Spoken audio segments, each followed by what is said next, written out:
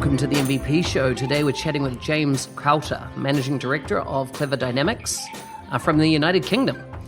He's been working the space around 20 years, so he really knows his stuff. He's been an MVP for about 5 or so years. And anyhow, listen with me as we talk about his journey. And we spent a bit of time in this one, even around Business Central, NAV, that type of thing. Remember, as always, full show notes can be found at nz365guy.com/179. Now let's get on with the show. Hey, James, welcome to the MVP Show. Thanks, Mark. Pleasure to be invited. Thank you. Good to have you on the show. Tell us, before we kick off, what part of the world do you come from and what's it famous for? I come from a little area of the UK called the Black Country, which was famous really for the Industrial Revolution. Coal mining and things like steel. A lot of the first iron bridge was about 10 miles down the road from where I was born. And it was called the Black Country because the smoke was really black and it had an awful lot of pollution before that was really a thing. So I take it it's cleaned up a bit now. Oh, it's beautiful now, yes. I guess we've exported that pollution to other parts of the world. But, let someone else handle it. Yeah, absolutely. So if I was to visit the region, what are the must-see things and to do there? So we're kind of if you know Birmingham, which is in the middle of the UK, we're just northwest of that. And so around here, you've got things, you've got the potteries, Stoke-on-Trent, where a lot of the famous different China came from. Just down the road, you've got a famous kind of glass making and cutting area. Actually, the bit of Stourbridge, that my hometown, was famous for chain making, even though it's in the middle of the UK. So there's a lot of museums, a lot of history. You can't go 5 minutes without bumping into something that, certainly when Americans come over here, they get really excited because everything's really old and we just regard it as normal. That's so true. As in the first time I visited the UK and even Europe, I was just could not believe how old some things were. Just mind-blowing. Tell us, what area do you specialize in when it comes to Microsoft? So I've always been a BizApps person, that my whole career, which is, dare I say, 30 odd years now. And in 1995, I got involved with a little software company that was fresh into the UK called Navision. Probably my lottery win was 2002 when Microsoft bought it, because I developed a degree of expertise in the product, which was mid-market ERP. The year 2000 blew that wide open because everybody had to replace the systems, it seemed like. And then Microsoft jumped on the bandwagon, and we've just ridden that train ever since. So it's SMB focused. BizApps is where I focus, really. So when you say SMB, give us an idea of kind of size organization or turnover that represents, because everybody in the world, it seems, has a different, in New Zealand, SMB is 1 to 5 staff. Then you're in mid-market straight after that point. That's confused. You're dead right with that question, because the confusion, you talk to Microsoft, and I think they talk about up to 300 seats. And that's probably the definition I would follow. We've got some enormous organizations. Well, the client that I always count turns over 1.2 billion sterling, which is no definition is kind of an SMB in terms of turnover, but actually in terms of number of people, they're substantially less than that. So it is difficult to categorize, but probably it's more a mindset. They're not enterprise organizations. They don't tend to have specialist staff. And so they tend to contract in people like ourselves to kind of run their business operations or build their business operations. and advise them on strategy. And that's what I love about the job, because you get to go in and solve some really cool problems, actually remarkably rapidly. There aren't the restrictions that you sometimes get in the enterprise sector. Yeah. And so I take it you've moved into the Business Central space as well now? Oh yeah, that was kind of absolutely, that was coming down the track for us. With Ashley as an MVP, kind of was part of the consultation, and they changed the name too many times. I'm almost quite happy with it now. It's better than it could have been. Let me put it that way. And at least we've stuck with the same thing for 3 years now. So it's starting to get recognized, and it's starting to everybody understands it's a rebrand of the Navision Dynamics Nav product as it was for 10 years probably. So do you see as NAV? And I assume when I say that it's on premise, are you seeing that all swap out and go to Business Central, or do you still maintain customers that are on-prem? No, I would say 98% of the base is still on-prem. I mean, if you look at what Nav's strength was, it wasn't a product you just took and used. It was a tool set, and so you could make it do anything. And some of the things we made it do, we shouldn't have done. We took it way outside the brief. But because of that customization capability, that doesn't make it particularly. It was its strength, but also its weakness, because for the first 20 years of its life, it was actually hard work to upgrade it. And you've got an awful lot of legacy base which are stuck on old versions. We now have an extension model which does make it easy to upgrade, but you've got a hellish amount of work to actually migrate into that extension model. And so that's going to be a journey that's going to be 5, probably 10 years in the transition for a lot of customers. Not an easy thing to do. Yeah, I bet. But of course, Microsoft would, of course, want everybody over, I assume, on Business Central as soon as possible.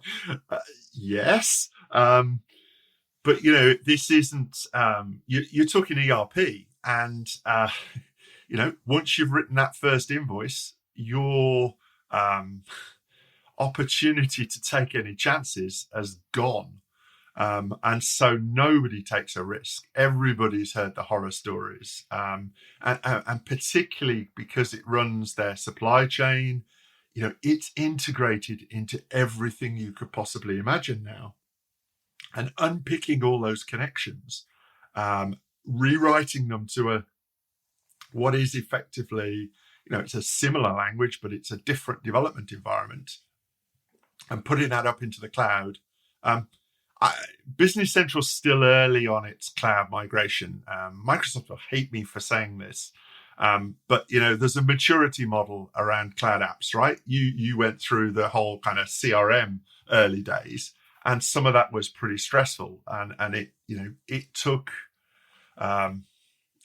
the old 3 versions, 4 versions before it got to a point where it was really usable. I still think we're on 2 or version 2 with Business Central. So I still think that there's a whole list of things that Microsoft need to do to really make it as effective as how we typically deploy Business Central, which is actually an Azure tenant that's managed with Business Central on top of it. So to the user, they can't really tell the difference if it's on SaaS or if it's on a private cloud. But we get to control. So IaaS in that scenario. Yeah, we get to control what happens and when, and that makes a lot of CFOs sleep at night. Yeah, makes sense. I see that you're listed with 2 companies currently on LinkedIn. So Technology Management and also Clever Dynamics. What's the difference between the 2? So technology management is a long-term kind of SI here in the UK. So in the SMB space, we've been around for a very long time. 92 we formed, so I've not shown much ambition, Mark, because I've had the same job for an awful lot 27 of years and years. 7 months, according to LinkedIn. That's a good wee while. But we started off as 4 people, and I think we're now around 130. So we've done okay, and we've just ridden that train really. And about 4 years ago, we decided that we were building repeatable solutions and deploying the same IP. And actually, I think like a lot of partners, we suffer from our growth is constrained by lack of skills. So we decided that if we could sell our IP via other partners, that actually might help us grow quicker and easier. So we set up Clever Dynamics, which is the ISV arm. And we really put a kind of wall between the two to kind of say, these people work for the ISV, these people work for the SI, and I'm the one who gets to sit on the wall in between the two. I like it. That's very cool, and it will lead to some other questions. I take it you're going to Barcelona? Yes. Are you going to be on the Monday? Yes, I am. Yeah, I'm there, I think till the Wednesday evening. So I have to leave a little early, but yeah, absolutely. I know this is not the right forum for it, but I'd love to pull you onto a panel that I've got running there Monday morning, which is the journey from SI to ISV and how can they coexist in an organization. I have a few grey hairs as a result of being down that track, but I think a lot of SIs. There's some challenges in that space, move to subscription, all the rest of it. That, again, your community, your home community is a little ahead of mine, if I'm truthful around that. But I think getting a bunch of your own IP into each proposition that you put out to customers is the key to long-term profitability, as we've historically known it. So I think if you're just reselling other people's, then it can be a little bit thin at times. So building your own base is, I think, critical for a lot of SIs. Yeah, so true. So tell us, what was your MVP journey? How did you come? How long you've been one? I see it's must be 4 or 5 years. But how did you end up becoming an MVP? I complained to Microsoft that the MVP communities for Nav at the time, Business Central now, they were all developer based. There was a lot of people who could write great code, and there wasn't too many on the panel who were more on the business analysis functionality side. And Microsoft turned around and said, well, if that's a problem, then you better join it then. And so suddenly I got invited to become an MVP, and all about that. It's been a great journey. It gets you invited to things that you wouldn't otherwise be in. It gets you involved in conversations.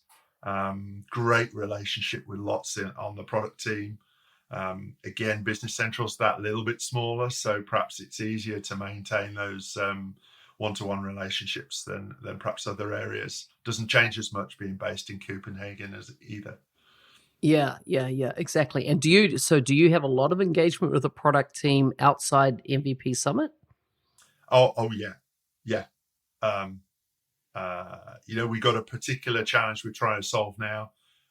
So I have a Teams call with 4 of them 3 times a week. It's that regular. They'll just drop an email saying we're thinking of doing this. What's your input? Can you bring anything to it? And sometimes you can say yes, sometimes you can say no, but then they'll jump on a call. So I think we're privileged to have. It's a blessing and a curse, really, isn't it? Because if you have a product team that's that little bit smaller. We haven't seen the wholesale kind of boost that James Phillips has driven in Power Platform and so on. So there's so many new people you can't keep up. but so we're not making, as perhaps you could argue, as fast progress. But on the other hand, you do know that perhaps it's a little bit more tuned and a little bit more honed in some of the progress that it does make. Yeah, yeah. Do you see that Microsoft's strategy is to move GP ultimately to Biz Central as well? Yeah, I do. I don't think that's a secret anymore. The GP community are passionate about their product, but I think they have to acknowledge that really, I feel a little sad that they've had most of the resources ripped out, and a lot of the people in Fargo have now been cross-trained into Business Central. So there's a whole sector of the product development team now who sits out in North Dakota. Yeah, yeah, yeah. But I mean, it must be so hard with the way they acquired, what was it, four different kind of finance or ERP type systems? It was AX, NAV, Solomon or SL, and GP, right? Were the four, and then there was their retail bits and pieces as well. So it's been quite I think, difficult for them to move them together. I don't think their kind of product strategy is ever going to be a case study, except maybe how not to do it. Dare I say, you've seen that McKinsey might one day do a study on it, I think, but I'm not sure it'll be glowing when you've seen some of the changes relatively recently. And certainly, I would say, even more in the ERP space, consistency is valued by the customer base, because you rip and replace your ERP system, average every 15 years. So it's when you invest in something, you're in it for the long term. Now, for people like me, that's great, because you acquire a client, you acquire them for decades. But if you do a good job with that criteria, but they really look at the vendor and they go, what's the consistency? How trustable are these? Because we know once we're in, we really are. Nobody wants to take it out 2 years later and put something else in its place. Exactly. I didn't realize it was that type of time frame. I always thought it was 7, 8 to 10 years, but that's a lot higher, those numbers that you're saying. Yeah, interesting. Things like the e-commerce revolution. It's normal for us to build integrations between a kind of online e-commerce. Things like EDI integration is just A1 normal now. And once you build all those integrations and you got daily orders flowing in from all your best customers, to break it right would be just a shambles. Yes, you can run up a reputational damage very, very quickly. And customers aren't as loyal as they used to be. A quick search from Google will give them 3 more suppliers. And so everybody's passionate about maintaining service quality. Absolutely correct. But what it means is that they're more cautious about change. Yeah. So I know this MVP show has taken a little turn, and that we're talking more about the product than being an MVP. But it's the first time I've probably had a detailed conversation with somebody in the space that you're in. What are you finding? You're doing a lot of rescue, or do you do them where perhaps other partners have not been able to deliver to the standard the client was seeking, and then you've had to, if you like, unpick what's there and put something back together for them? I think historically that was, there was almost a specialist market in rescues. Actually, you've seen the last 5 years, Microsoft has driven a lot of consolidation in the partner community. And that's been really good for quality. So there's less about now than there used to be. Everybody's had to raise their game to stay in the game. And I think that, that's been great. Microsoft Business Central is the one, there's no accreditation currently. There are no exams around Business Central. They're promised, but they're not here. So actually anybody who can transact CSP can transact Business Central now. First time for the last kind of 18 months. So actually we're starting to see that that curve is starting to dip a little bit, and we're seeing more rescues than we have for a while. But it's it's the office partner who's perhaps, dare I say, seduced by a nice big subscription, delivering it, and then going, actually, I don't know, I can't make this do what the client wants. And the client typically goes then and finds somebody who can.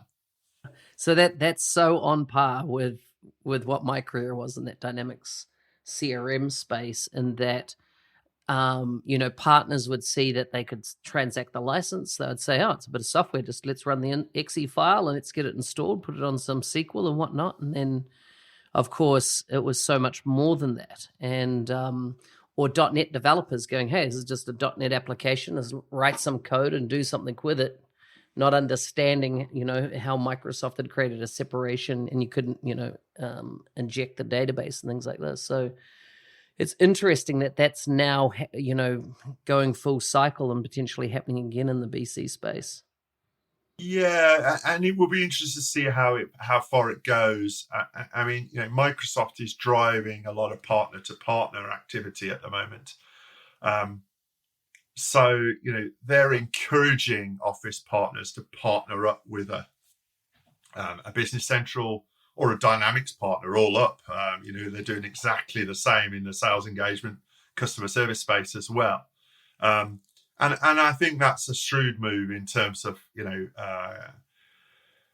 clients, as you know, don't have a lot of patience. And they kind of want you to deliver, or at least have confidence that you will deliver to a roadmap that's agreed fairly quickly.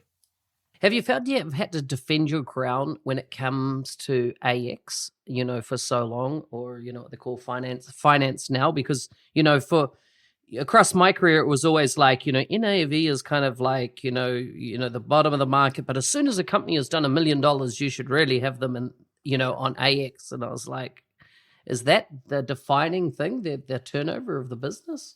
It seemed very low. It's crazy. It's a crazy way to define it. And actually, as both products of Business Central now scales arguably better than it ever has done. They've re-platformed it. I think what Microsoft have done with that is they've taken the historic two-tier nav product and they've made it a proper modern web-based application. That's pretty epic. Preserving the IP on the top of it. So, but it is hard. I mean, look, back in the mid 2000s, I certified in AX because it was such a competitor that we felt we needed to have an AX practice. And then 2012 came out, and I looked at the writing on the wall and thought, Microsoft are really taking this up into the proper enterprise, looking at their plans for it. And that wasn't, we didn't compete with the Hitachi's, DXCs of this world. We're a national player, not an international player. So we decided we would specialize in what is now Business Central and exit the AX space. It is interesting. We do compete with it, but actually the client fairly quickly makes up their mind what is there. And it's almost a mentality. I describe really sometimes Business Central as the more agile product because it does what it does and you can make it do something. I can sit here and make it do it very quickly. I think F&O is the more kind of waterfall project where you have to do things a little bit more carefully and at scale. And so it depends how the client wants to approach it more than actually their size these days. Yeah, totally makes sense. What's been the best thing about being an MVP for you? I think that's hard to pick. But I would say probably the access within Microsoft, the recognition that it gets you within Microsoft. People who are outside your product group still take you seriously. when you say those magical three little letters. So yeah, so true. that gets you information that allows me to do my job better, because I can, in terms of the strategy I can deliver to a client without breaking my NDA, can be more long term rather than short term. Okay, let's wrap up with some quick fire questions. These are about life in general. They're not specific to business or MVPdom, just to put you on the spot, though. Are you ready? I'll try. Yes. Okay, would you rather would you rather have a cook or a maid? A cook. Mm-hmm. What is something you think everyone should do at least once in their lives? Visit New Zealand.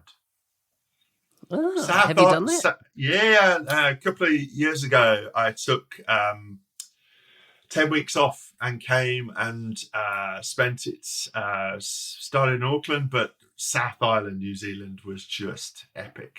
So, amazing, right? Yeah, just,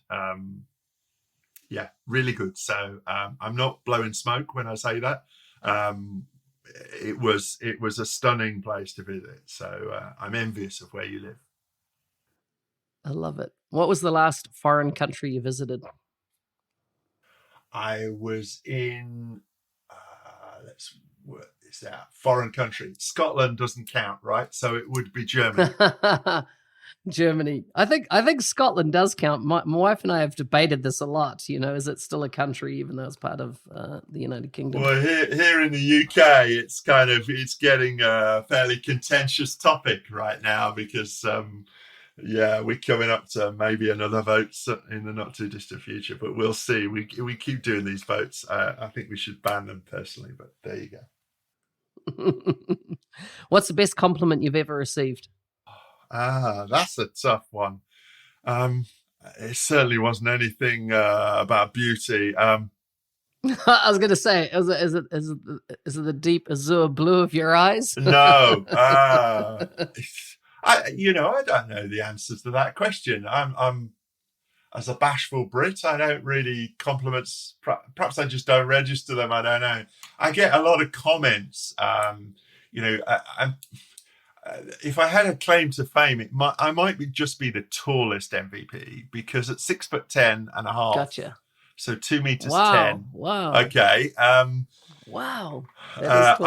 I duck under doorways, and so normally that's where the conversation starts, with kind of like, what's the weather like up there, or mind your head, is kind of what people say to me. But it's great. It gets you remembered. It's done me a lot of favor. Very good. If you could eat only one meal every day for the rest of your life, what would it be? Oh, can I be really impolitically correct right now and say steak? Yes. Nice. I'd go for bacon, but what's your favorite board game? What's my favorite board game? Cluedo. Mm-hmm. Cluedo. And with that, James, we are done. If people want to connect with you online, what's the best place for them to find you? Probably Twitter is one of those places that I try and visit really regularly. So James Crowter, just do a search for that and you'll find me.